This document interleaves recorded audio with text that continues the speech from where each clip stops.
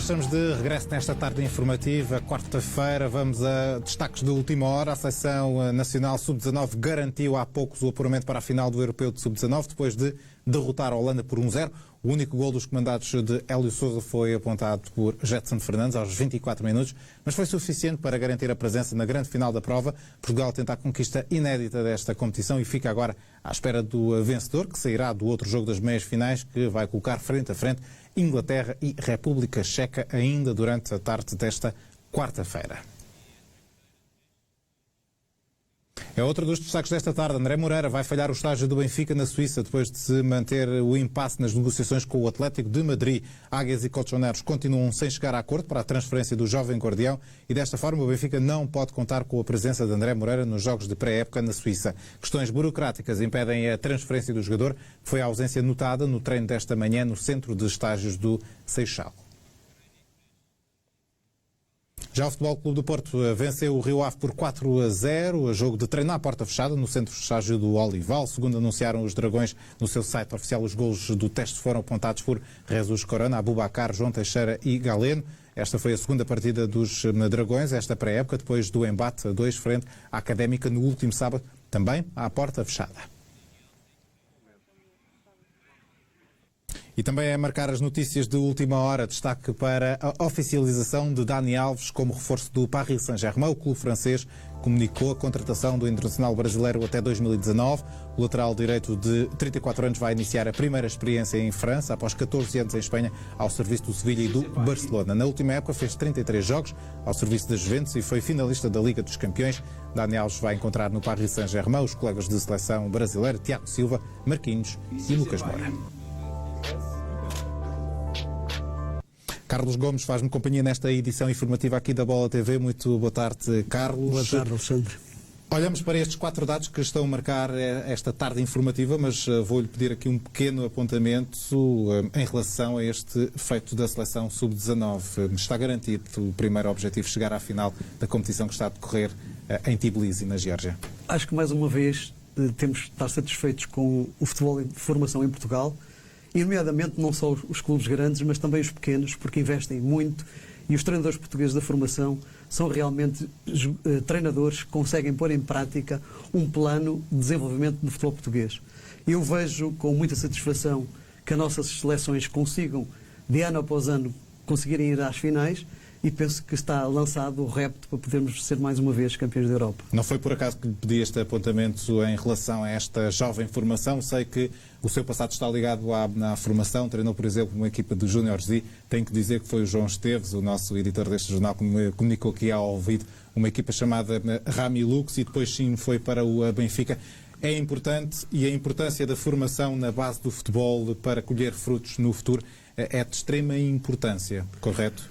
Nós temos que decidir o que é que queremos no nosso futebol, e nós verificamos que os nossos clubes em Portugal são essencialmente formadores e vendedores.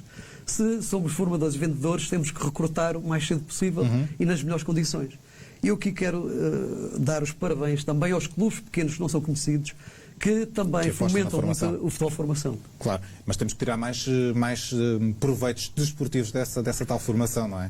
Nós temos que saber que os treinadores que estão no topo, se estiverem identificados com os clubes, se estiverem identificados bem com o futebol português, conseguem também fazer a ponte entre futebol formação e a competição. Carlos, fica este apontamento em relação aqui à conquista e à passagem da seleção sub-19 à final. Ficamos aqui à espera agora de quem será o adversário de Portugal nesta final do Europeu de 2019. O jogo é durante esta tarde e vai colocar frente a frente República Checa e Inglaterra. Para já, vamos trocar aqui de assunto, vamos a outro dos dados que está a marcar a atualidade desta quarta-feira, por isso mesmo vou pedir aqui novamente, e tem sido uma tónica durante esta manhã informativa, a ajuda dos enviados especiais da Bola TV até a Suíça. Vou ao contacto com o Miguel Custódio e com o Edgar Pacheco na imagem. Boa tarde aos dois. Miguel, agora já sei que te encontras junto ao palco daquele que será então o relevado do jogo entre Sporting e Fenerbahçe. Muito boa tarde, Alexandre. Nem mais. Já estamos aqui no palco do encontro desta quarta-feira entre o Sporting e o Fenerbahçe, o primeiro jogo dos Leões aqui neste estágio de pré-temporada na Suíça. E para te dar conta, Alexandre, de que realmente o relevado não vai estar de acordo com aquilo que pretendiam os dois treinadores. É que, como mostra o Edgar Pacheco, é possível ver na imagem alguns buracos que foram inclusivamente pintados a verde para que não estejam tão perceptíveis. Realmente o relevado não está de todo nas melhores condições. Ainda assim é apenas um jogo particular, por isso mesmo não houve qualquer alteração por parte da organização a este encontro, que se mantém aqui neste Stade du Sensui, em Renan, a cerca de 40 km de Nyon, onde o Sporting tem montada a fortaleza, onde tem treinado, no centro de Colovray, e a 60 km de Genebra, então cidade onde está hospedada a equipa do Sporting. Um jogo de caráter particular, mas claro, muito emocionante para os imigrantes portugueses, mas este jogo tem a particularidade de ser contra o Fenerbahçe, é um clube turco e que tem aqui nesta região também muitos imigrantes então, que vão estar a apoiar a equipa neste momento. Foi montada aqui atrás inclusivamente uma bancada amovível para que este estádio, que tem capacidade para pouco mais de 2.000 pessoas, hoje tenha perto do dobro, ou seja, deverão estar aqui este final de tarde, início de noite, cerca de 4.000 adeptos, mas eu já não te consigo dizer, Alexandre, se vão ser mais portugueses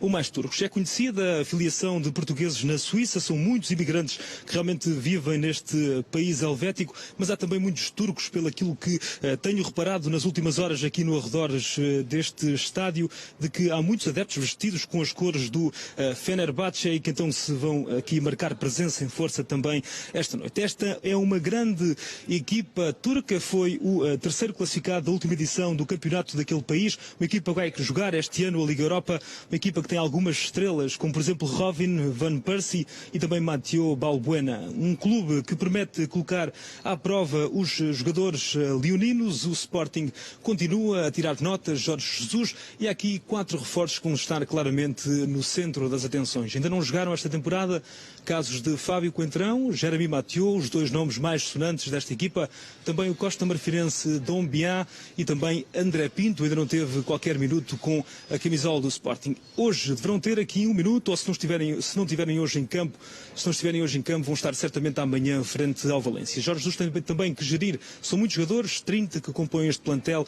e há muitos jogos e num curto espaço de tempo. Em 8 dias o Sporting defronta Fenerbahçe, Valência, Basileia e Marselha nesse último jogo do estágio de pré-temporada. O Sporting que vem de um jogo à porta aberta, podemos dizer assim, na última sexta-feira no Algarve frente ao Belenenses, aí já jogaram 4 reforços.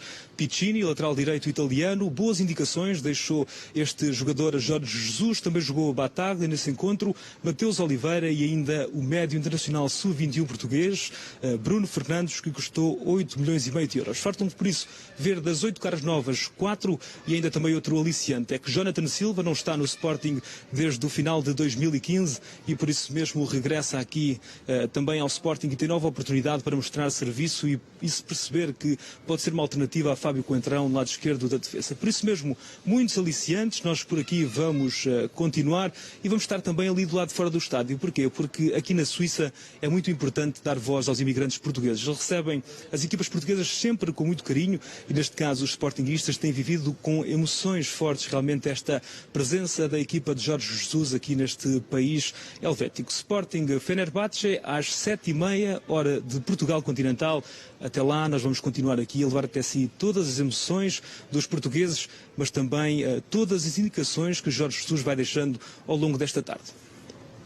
Fica por aqui neste apontamento em direto com a ajuda aqui do Miguel Custódio, enviado especial da Bola TV até à Suíça, onde os Leões estão então em um estágio que vai deixar aqui uma marca. Os treinos vão ser completamente à porta fechada, mas os Leões vão compensar.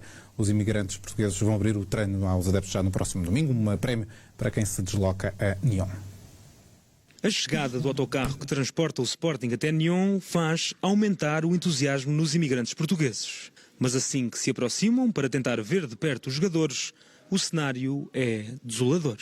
Vedações impedem os adeptos de conviverem com os craques, mas os portugueses são resilientes, não desistem. Qualquer buraco serve para tentar vislumbrar, nem que seja ao longe, os ídolos. Se uma estratégia não funciona, tenta-se outra e rapidamente se percebe que de cima talvez seja mais fácil ver. Todas as hipóteses merecem ser tentadas para quem nunca tem a oportunidade de estar junto da equipa do coração. Moro em Genebra, estava aqui a trabalhar em Nyon e o espetáculo vou passar aqui no estante para ver aqui os jogadores. Chegou aqui, não dá para ver, temos pena. Estamos aqui, estamos longe, é normal que esperamos sempre por estes momentos. Quando diz o estágio em Nyon, eu moro em Genebra, aqui à beira, é uma oportunidade boa para ver os jogadores. Hoje não dá, mas espero bem que haja outra chance. E estás desiludida por não conseguir ver os jogadores? Um bocadinho. Esperava ainda os ver, mas não faz mal, vamos ter várias oportunidades. E a Sofia tinha razão. O Sporting vai abrir as portas do treino já no próximo domingo e satisfazer a vontade dos imigrantes portugueses. Os sportinguistas vão poder ver por completo o treino da tarde e estar junto dos jogadores. Um brinde para quem, a milhares de quilómetros, continua a manter viva a garra do leão. A Bola TV encontrou um suíço, ou na Suíça, aliás, um português que treina o Stade de Nyon, clube que é dono das instalações onde o Sporting está a estagiar. Ricardo Dionísio explica porque é que alguns dos maiores clubes europeus escolhem este país para os estágios de pré-temporada. O Sporting encontrar aqui basicamente as condições que tem na academia, não vai ter aqui algo de diferente. O que tem um clima que neste momento proporciona que se possa treinar com os níveis de exigência, com os níveis de intensidade que se exige para este momento. Treinar neste momento em Portugal com 30 e tal graus, ou próximos dos 40, como provavelmente deve estar no Seixal ou na academia, é claramente, não digo que seja impossível, mas é limitativo. Vejam o clima que está. Não está a chover, mas é um clima fresco, permite aos jogadores terem um rendimento e uma performance superior, neste momento da época que se exige, não é? Ou seja, o clima ajuda muito a que os atletas possam suportar também as cargas de treino de uma outra forma mais suave. Daniel Podense mostra-se surpreendido com o apoio dado pelos adeptos na chegada dos Leões à Suíça. O jovem internacional sub-21 por Portugal focou-se ainda nos objetivos prioritários da época, destacando a mistura entre irreverência e experiência no plantel verde e branco. Motivação extra, saber que vamos para o estrangeiro e somos recebidos por dezenas ou mesmo centenas de pessoas. Claro que se vê assim a grandeza do clube e acho que é uma motivação muito, muito forte para quem cá está e para quem chegou. Ganhar cada jogo de forma convincente e acho que assim conseguiremos não só o objetivo inicial, que é entrar na fase de grupos da Liga dos Campeões, como vencermos e darmos bastante luta no campeonato e nas taças em Portugal. Está a juventude e a irreverência e quem conhece o clube desde cedo. Do outro lado tem a experiência e quem conhece o futebol europeu, mundial ou mesmo português para nos ensinar a nós, juventude, e nos mostrar algumas coisas do que é o melhor futebol. Ainda no Sporting, destaque para o nome de Motir Chais. O extremo de apenas 19 anos atua no Novara e pode custar ao clube de Alvalade cerca de 2,5 milhões de euros. Continua a busca por uma estrela para o lado esquerdo do ataque leonino. Depois de Acunha e Pitti, surge agora o nome de Motir Chagia. Segundo a imprensa italiana, o Sporting já está em negociações com o Novara para tentar garantir a jovem promessa belga de apenas 19 anos. A qualidade do extremo não tem passado ao lado daqueles que o acompanham. Se o ano passado foi titular indiscutível da equipa B italiana, esta temporada foi promovida à equipa principal, onde foi inclusive opção por 7 vezes a época transata. A ascensão de Chagia tem assim chamado a atenção de vários clubes, mas ao que tudo indica, o Sporting pode contar com um trunfo importante. É que o agente do belga é Miguel Pinho, o mesmo de Bruno Fernandes, um dos recentes reforços de Alvalade para atacar a próxima temporada. Mas para garantir o jovem belga, a equipa treinada por Jorge Jesus vai ter de desembolsar 2,5 milhões de euros. Isto porque Chagia tem contrato profissional com o Novara. Regresso à conversa e à análise com o Carlos Gomes. Carlos, agora aqui para olhar para os dados que estão a marcar a atualidade do Sporting, naturalmente vamos ter que olhar para este duelo hoje frente ao Fenerbahçe. É já um teste mais a sério deste Sporting versão 2017-2018. É timbre do treinador do Sporting, Jorge Jesus, fazer bons confrontos no início, na pré-época, para aferir da capacidade dos jogadores e ao mesmo tempo para não os habituar a facilidades, porque nós sabemos quando existem novas contratações e existem os jogadores que já estão há algum tempo, pode haver um certo desleixo, e aqui é fundamental que os jogadores já estejam no limite de poderem ter capacidade de poder reagir a situações adversas. Com vista para as montanhas... É um jogo difícil, porque o Fenerbahçe consegue também ser uma equipa que vai dar o seu pontapé de saída, mas estamos perante podemos estar perante um jogo que vai dar alguma alegria aos sportinguistas. Olhando para os 8 reforços já confirmados no clube de Alvalade, a verdade é que já conseguimos ver alguns, principalmente no teste que a equipa do Sporting teve com o Belenenses. Poderemos querer apenas olhar para os restantes 4 nomes, com destaque naturais para a experiência de Mathieu, para a experiência de Fábio Coentrão e também para a experiência de Doumbia? São 3 jogadores que já estão aferidos, não é? Têm o seu valor confirmado, mas nós não nos podemos esquecer também de André Pinto, que é um central com condições muito vantajosas para bons confrontos com os outros jogadores. E neste aspecto, eu até tenho que referenciar que o Bruno Fernandes é uma jovem promessa do futebol português, também dá garantias de qualidade àquele meio campo. A única coisa que eu verifico neste momento no Sporting, com os 4 internacionais que falta estar em estágio, é a falta de um defesa direito e um extremo esquerdo para fazerem frente aos que já lá existem. E a partir daí eu considero que o Sporting tem um plantel valoroso para poder disputar o primeiro lugar. Com mais condições daquele que teve o ano passado?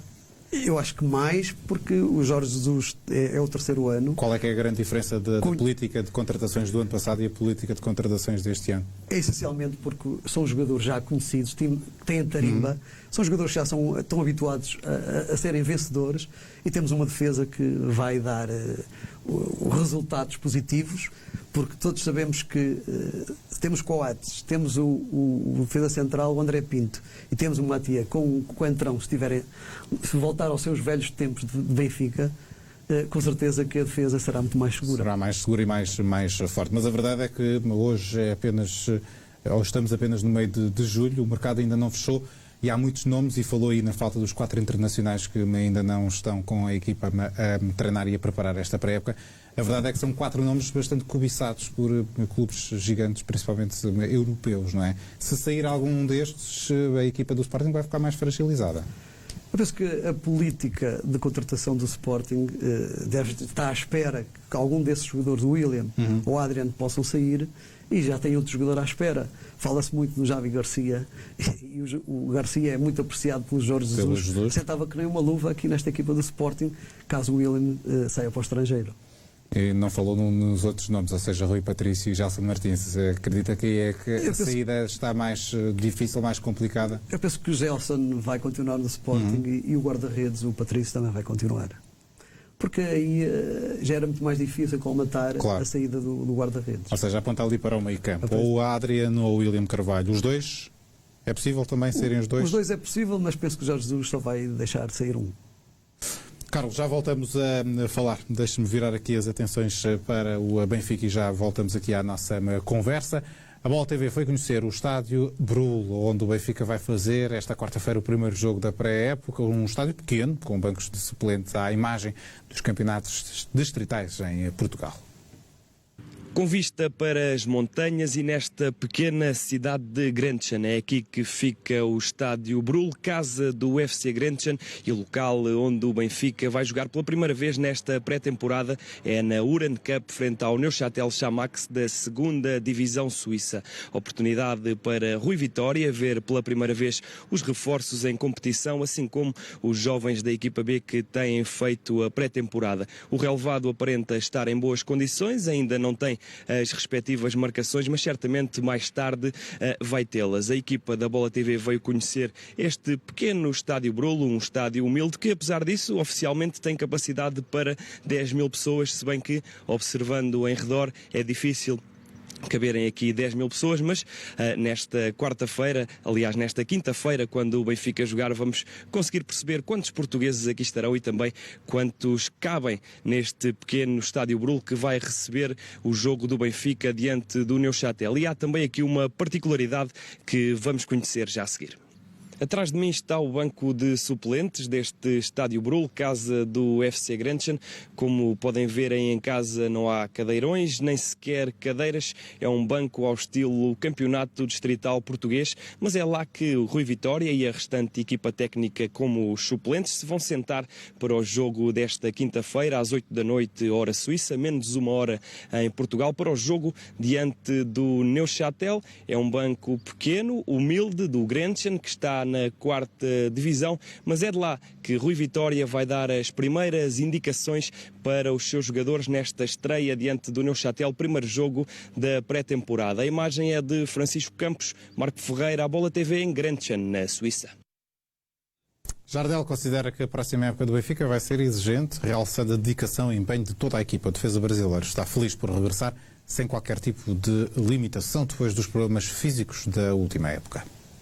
Estou muito feliz, de poder regressar aos treinos, já que na época passada, todos sabem, não me correu muito bem. Temos falando de mim, pessoal, mas coletivo, falando da equipe, foi sensacional. E já também quero agradecer a todos os meus companheiros pela força que me deram na temporada passada. É muito trabalho, encarar todas as competições com o máximo de respeito, entrando em todas as competições para dar o nosso máximo, chegar o mais longe possível. Sabemos que o campeonato vai ser um campeonato muito disputado, Sabemos que a dificuldade vai sempre existir, como sempre teve. Mas a gente espera sempre fazer o melhor em prol do Benfica e com muito trabalho, muita entrega, muita dedicação de todos. Ainda no Benfica, destaque para a suspensão das negociações para a transferência de Ailton. Falhou o acordo entre encarnados e o empresário do jogador Ivan Soares, que está em Lisboa para negociar os termos do contrato. O Benfica já tinha conseguido entendimento com o Estoril, ficando acordado um valor de 750 mil euros por metade do passe. E também já havia um princípio de acordo com o lateral esquerdo para uma ligação de 5 anos, com vencimento de 600 mil euros. Mas o agente terá pedido mais dinheiro, que congelou as negociações. Ainda assim é possível que o processo seja retomado mais à frente, já que não é certo que Grimaldo permaneça na Luz e Eliseu ainda não renovou, o que faz de Hermes a única opção certa no plantel de Rui Vitória a esta altura. Eliseu está próximo de renovar com o Benfica, embora também tenha uma proposta em mãos dos turcos do Galatasaray. O lateral esquerdo está sem contrato desde que terminou o vínculo com os encarnados a 30 de junho, mas recebeu proposta para renovar por mais um ano. Além disso, o clube turco, Galatasaray, também está interessado nos préstimos do Internacional português, com condições mais atrativas, sobretudo devido à menor taxa de tributação relativamente à realidade portuguesa. Ainda assim, a Bola sabe que Eliseu está inclinado em ficar na Luz. Carlos, voltemos à conversa agora aqui com o Benfica como pano de fundo. Vamos ponto por ponto. Vamos a este volte-face no negócio à Ailton, mas misturando também aqui o nome de André Moreira. Sabemos que há aqui também um volte-face nesses... Há 2 volte-faces nesses 2 negócios. Como é que olha para essas notícias? Isto pode criar alguma instabilidade. É certo que o Benfica tem o Júlio César, tem o Varela, e precisa de um terceiro guarda-redes. Penso que o André Moreira é decreto firmado e poderá ser uma valia como jovem guarda-redes. Todos sabemos que o Eliseu, não sabemos se vai renovar, mas eu parece-me que está mais inclinado para a renovação. E esta questão de os avanços ou recuos na contratação dos jogadores acontecem muitas das vezes. Sim. Porque aparecem muitas pessoas no meio dos negócios. Mas eu penso que o Benfica está salvaguardado e penso que não vai deixar fugir estas 2 aquisições. Contudo, no caso do André Moreira não soa estranho. Já temos visto, por exemplo, imagens de André Moreira com a camisola do Benfica e a treinar no centro de estágios do Seixal. Estranho também foi o ano passado o Rafa e ele acabou por vir para o Benfica. Eu penso que o André Moreira treinou, estava autorizado pelo Clube Atlético de Madrid a poder treinar. E nestas condições, alguns ajustes que possam ser feitos. O Benfica tem sempre feito boas relações com o Atlético de Madrid, tem feito bons negócios, de parte a parte, e penso que não vai ser por isso que ele não vai ficar no Benfica. Carlos, analisados estes nomes que continuam a marcar a atualidade do Benfica, vamos fazer aqui um balanço mais geral desta pré-época, até porque os encarnados estão prestes a partir para a Suíça, onde vão continuar esta pré-época em estágio, já com o primeiro jogo, já amanhã, contra o Neuchâtel. Dos nomes que chegaram, dos reforços que o Rui Vitória teve, está curioso para ver alguém especial em ação?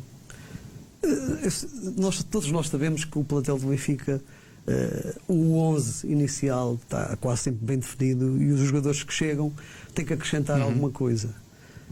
Eu estou curioso de saber como vai ser, quem vai ser o defesa direito. Isso é que eu estou muito curioso, porque é preciso uma segunda linha que o Benfica ainda não criou. Ainda não criou.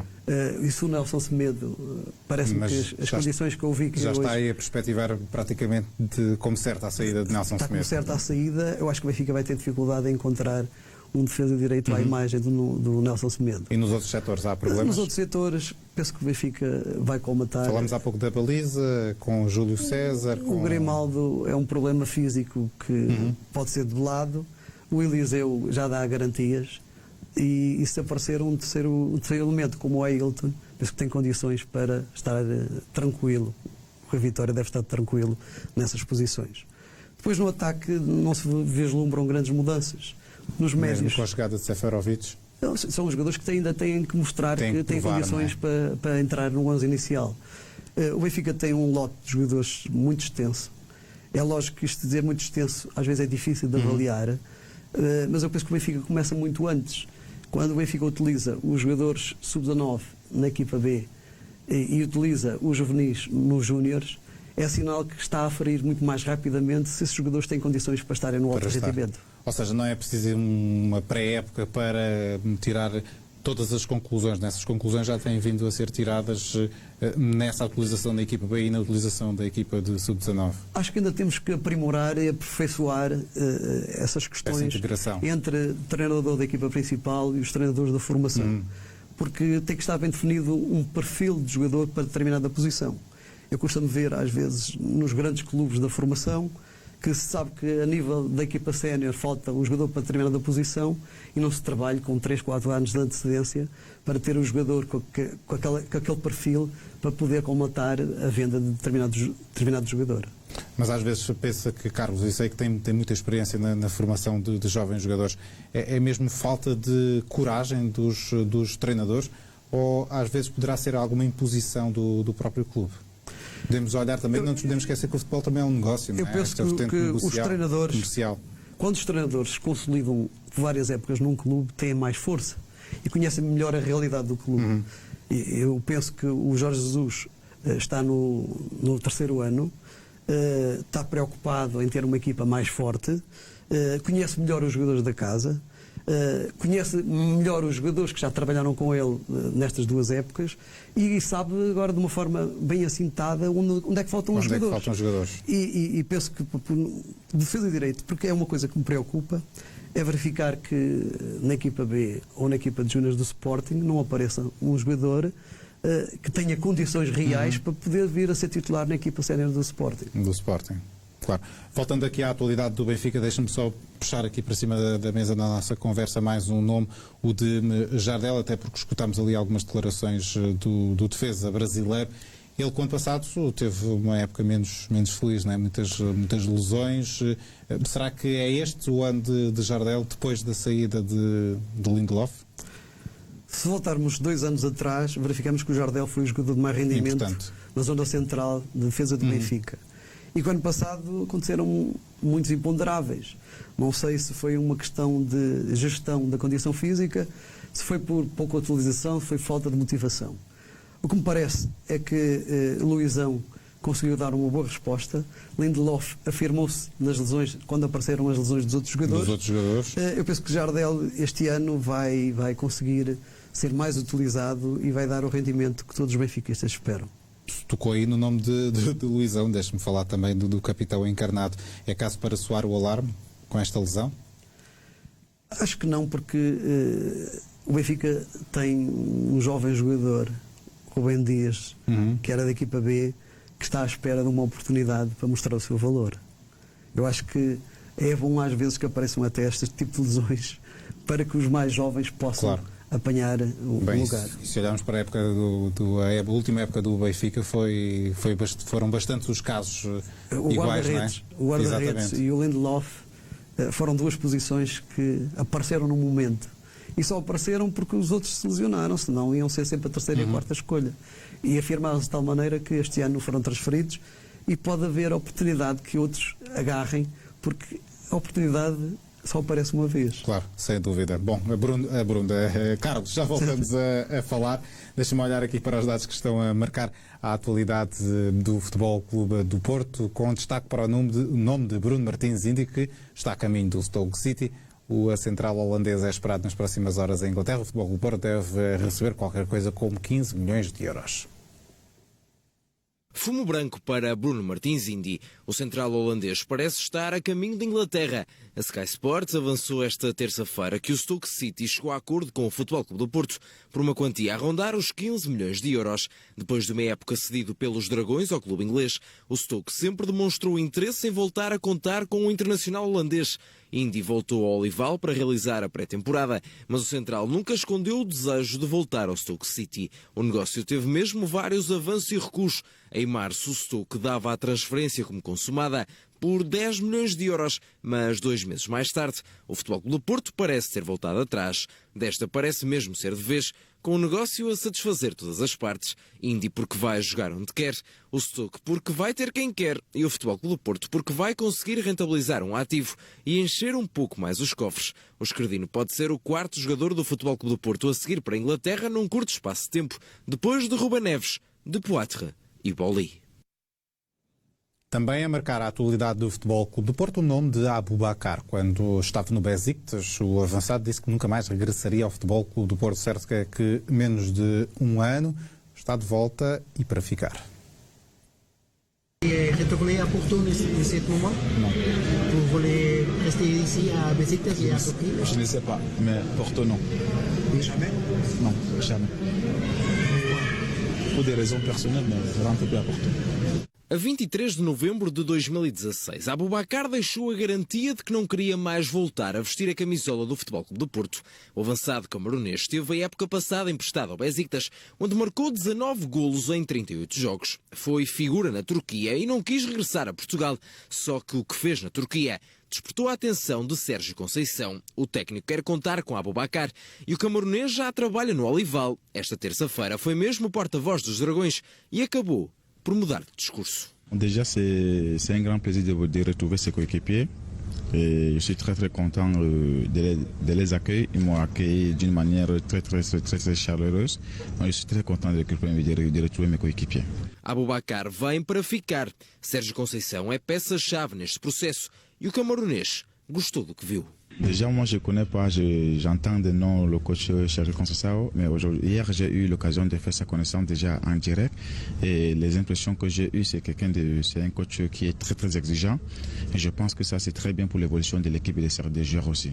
Aboubakar esteve um ano fora do Futebol Clube do Porto, mas continua a ter consciência da exigência azul e branca. Le plus important, c'est l'équipe, c'est le collectif. Tous ensemble, nous cherchons à gagner des titres et je pense que c'est dans ce sens. Donc, peu importe celui qui va jouer, dès que tu as l'occasion, il faut que tu donnes le maximum de toi-même pour l'équipe et pour le club, pour que tout le monde soit heureux à la fin de saison.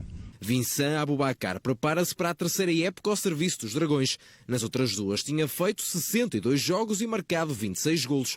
Depois de garantir que não queria voltar, a vida trocou-lhe as voltas e o Futebol Clube do Porto é mesmo o clube que se segue na carreira do camerunês. Ainda no universo do Futebol Clube do Porto, destaque para o nome de Adriano Lopes, que continua sem futuro à vista. O avançado que assinou em 2014 pelos Dragões não conta para Sérgio Conceição e depois de uma época bem conseguida em Espanha, não faltam clubes interessados. Alavés, Málaga e Corunha perguntam por Adriano, mas é o Betis de Sevilha quem ganha vantagem.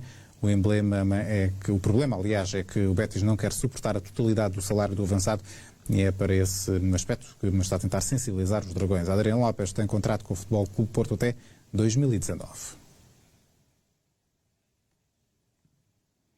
Entretanto, volto aqui à atualidade do Benfica para dar aqui uma notícia de última hora. O presidente encarnado encontra-se desde a manhã de hoje em Itália, tendo sido fotografado em Milão. Segundo dá conta o site do jornal La Gazzetta dello Sport, a presença de Luís Filipe Vieira prende-se com uma reunião com responsáveis do Atalanta sobre Brian Cristante. O médio italiano esteve emprestado na última época ao clube, que poderá agora avançar para a sua contratação definitiva, sempre de acordo com a mesma fonte. Na negociação poderá ser incluído o avançado Andrea Petagna, de 22 anos, supostamente pretendido pelos encarnados. Volto à conversa com o Carlos Gomes. Agora aparelhamos aqui, Carlos, para os dados que estão a marcar o Futebol Clube do Porto. Vamos por fases e por nomes.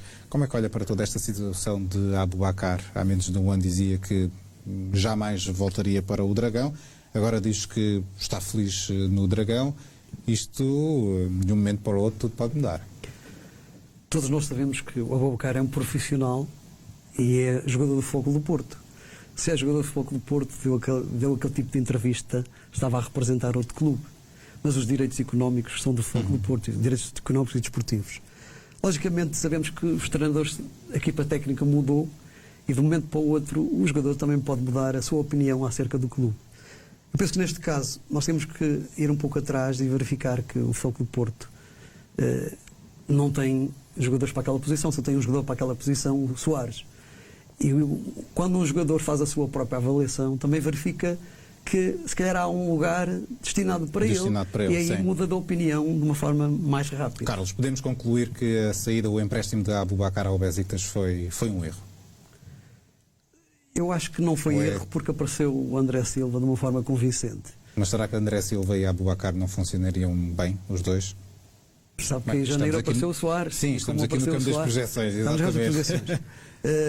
O campeonato há 2 épocas não lhe correu de feição, e como não lhe correu de feição, o ambiente para ele de Futebol do Porto não era muito atrativo. Não era muito atrativo, ele claro. fez uma boa época este ano na Turquia, marcou bons golos, o número de golos é ótimo, 19 golos para um ponto de lança é ótimo, e se ele vier para o Futebol do Porto esta época e conseguir os mesmos 19 golos, números, claro. Eu penso que ele vai dar muitas alegrias ao Porto. Claro, vamos trocar de nome no universo do Dragão. Vamos falar de 2 nomes que, ao que tudo indica, estão fora das contas de Sérgio Conceição. Falo de Bruno Martins Indi e também de Adriano Lopes. Martins Indi está na rota das transferências há muito tempo, já não é este ano. E penso que o dinheiro que apareceu suporta aquilo que ele custou. Acho que não, foi avaliado por Sérgio Conceição e pela estrutura do Futebol do Porto, em que verificaram que não é o defesa central que tem o perfil desejado para o campeonato português, e nesta medida o Futebol do Porto tem que enfrentar o fair play financeiro. E acho que 15 milhões de encaixam perfeitamente para estar próximo de cumprir esse desejo. E como é que olha para a situação de Adriano Lopes? Adriano Lopes penso que não tem lugar no plantel do Futebol do Porto, e o melhor seria vendê-lo de uma forma definitiva, porque ter um jogador que vai acabar contrato em 2019 e ainda suportar o ordenado por inteiro, claro. Acho que a gestão é de tentar fazer algum encaixe financeiro o mais cedo possível, claro. Carlos, à imagem do que aconteceu com o Benfica e com o Sporting, deixa-me pedir também aqui uma análise em relação a esta pré-época, a construção do plantel para a próxima época. Aqui no Futebol Clube Porto, uma política completamente diferente, e já deu a nota disso, o porquê disso, este fair play financeiro. 0 contratações, mas muitos regressos, mas se analisarmos e continua a ser uma equipa do Futebol Clube Porto bastante forte. Não sei se concorda comigo ou não. Eu concordo perfeitamente que o Futebol do Porto vai ainda ser mais forte nesta época. E vai ser mais forte porque alguns dos jogadores que lá entraram há 2, 3 anos têm mais tempo no Futebol do Porto. Temos o Soares, que entrou em janeiro e que vai estar preparado para fazer uma época ainda mais forte. Depois tem um treinador que realmente conhece o Futebol do Porto, é a imagem do Futebol do Porto, e não vai dar descanso aos jogadores enquanto não obtiver o melhor rendimento. Depois todos sabemos que também há oportunidades, e as oportunidades são para os jogadores da formação, e pode ser que alguns jogadores da formação reapareça nestas condições em que há menos entradas de jogadores. Há algum setor no Futebol Clube Porto a esta altura que mereça maior destaque, ou que deveria merecer maior destaque? Eu penso que há 2 jogadores que nós podemos aqui avançar que podem ter mais oportunidades. Caso do Diogo Dalot, da equipa de Sub-19, e o próprio Rui Rui e Pedro. São dois jogadores que já necessitam de ter estes desafios para se aferir se têm realmente condições para serem jogadores do Fogo do Porto. Ou seja, o Futebol Clube Porto não precisa de contratar ninguém a esta altura para nenhum setor. Olhando para os que têm... Quando nós somos treinadores, temos um departamento de recrutamento, queremos sempre mais. Mas nós também sabemos que o Fogo do Porto tem muitos jogadores. Tem jogadores que estavam emprestados e também tem que haver a oportunidade que esses jogadores possam aparecer. Porque eles foram contratados, é porque tinham o seu valor.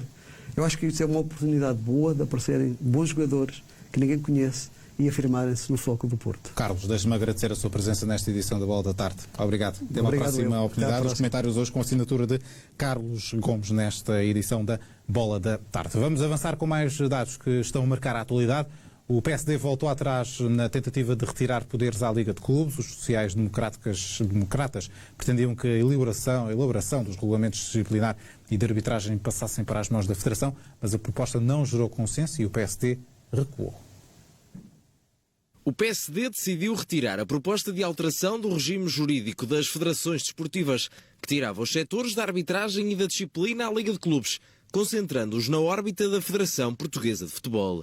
Como a proposta não merecia o consenso dos partidos, o PSD abdicou de iniciativa. Na prática, esta proposta iria retirar à Liga de Clubes 2 das 3 competências que o organismo ainda detém, transferindo-as para a direção da Federação Portuguesa de Futebol. A Liga ficaria somente com o regulamento de competições, num esvaziamento quase completo das atribuições do organismo sediado no Porto, e que é composto pelos 33 clubes que participam nos campeonatos profissionais. A Liga Portuguesa de Futebol Profissional tinha criticado esta proposta de alteração legislativa, classificando-a como uma tentativa de golpe na autorregulação das sociedades desportivas. O organismo liderado por Pedro Proença afirmou mesmo que o processo foi gerido de forma encapotada, o que punha em causa o futebol profissional português. A Federação Portuguesa de Futebol também não via necessidade de alterações legislativas que passassem para o organismo a competência de elaborar os regulamentos de arbitragem e disciplina das ligas profissionais. O selecionador nacional garante que ainda se emociona ao ver as imagens da conquista do Europeu de 2016. Fernando Santos diz que a fasquia agora está elevada e aponta o principal motivo para ter renovado com a Federação Portuguesa de Futebol. A conquista mais importante da história do futebol nacional mudou também a mentalidade dos portugueses. A exigência é máxima, a fasquia não pode subir mais. A fasquia está elevada, já não pode subir mais, não é? Portugal afirma-se, como sempre se afirmou, e vai continuar a afirmar-se, como candidato a vencer todas as provas que entram. Portugal tem a obrigação de ter a fasquia bastante elevada no compromisso de, na realidade, todas as provas que entram, entrar como candidato a vencê-las. Convidado a analisar tudo o que mudou desde a conquista do Europeu, Fernando Santos fala numa mudança positiva para o povo português. As grandes conquistas, sempre isso, já felizmente temos tido ao longo deste ano, tivemos o Festival da Eurovisão também, são coisas que acabam sempre de trazer algo positivo ao povo. A ligação de Fernando Santos com a Federação Portuguesa de Futebol está cada vez mais sólida, mas nem sempre foi assim. Houve uma pessoa que segurou o selecionador quando o contexto não era favorável para a continuidade. Eu renovei um contrato com a Federação principalmente, para além de muitas outras razões, obviamente, muito para a minha relação pessoal com o Presidente da Federação. Eu disse logo que ele depois me pergunta o que é que eu achava, aliás foi a primeira pergunta que ele me pôs, eu achava que era possível ser selecionador nacional com estes jogos, eu disse que não, achava que não, sinceramente achava que não. Um percurso com altos e baixos, mas onde o ponto mais alto se sobrepõe a qualquer registro negativo. Fernando Santos é o obreiro da mais bonita página de história do futebol português e o selecionador não esconde a emoção. O gol do Éder, nunca mais vai esquecer. E aquilo que eu estou a ver agora ali, que é todos com a taça na mão e vocês todos a gritarem. É verdade. Ainda hoje dá vontade de chorar. Vambora. A Federação Portuguesa de Futebol liberou esta terça-feira a criação da comemoração anual do Dia do Futebol. As comemorações serão feitas a 10 de julho, dia em que Portugal conquistou o Campeonato da Europa de 2016 em França. Esta decisão pretende homenagear essa mesma conquista, promovendo os jogos de futebol nas mais variadas